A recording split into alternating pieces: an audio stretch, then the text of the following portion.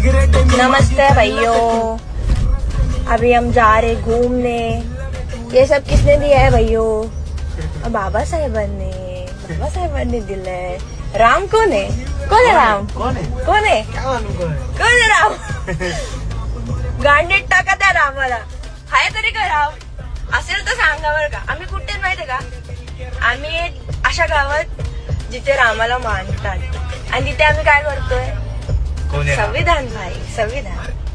भावना दुखावल्या आणि असा कोणालाच अधिकार नाही. आणि एवढं सिंपल आहे. जर आता मी रमजान महिन्यात आणि मुसलमानांबद्दल काय बोललो असतो ना, पूर्ण बदलापूर पेटला असतं, महाराष्ट्र पेटला असता. मी दुसऱ्या कोणत्या महापुरुषांबद्दल बोललो असतो, मी या काय दुसरी मुलगी सोडून द्या, कुटुंबाला सुद्धा त्रास झाला असता. मग इथं वैयक्तिक हा शंड हिंदू असा गप्प का बसलाय?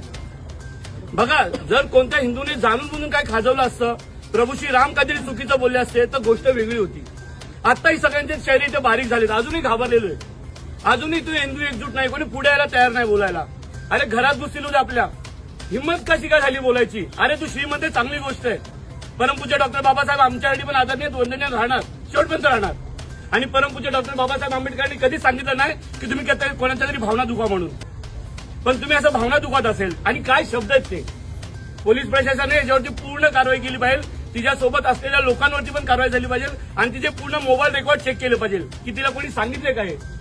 ठीक आहे, ती एका मोठ्या व्यक्तीची कधी सकाळपासून एकच चर्चा की एका प्रसिद्ध, अरे असून ना प्रसिद्ध व्यक्ती, आम्ही राम भक्त आहोत, हिंदू आहोत, आमच्या काय भावना नाहीत. असंख्य अब्जपती करोडपती हिंदू आहेत. या बदलापूरमध्ये पण अब्जाधीश लोक आहेत, करोडपती लोक आहेत. त्यांच्या पण घरात देऊळ आहे, त्यांच्या पण घरात प्रभू श्री रामांचा फोटो आहे आणि कपाळावर कुंकू आहे. पोलीस स्टेशनमध्ये उभं राहून बोलतो की साहेब ह्याच्या पुढे काय होणार आहे?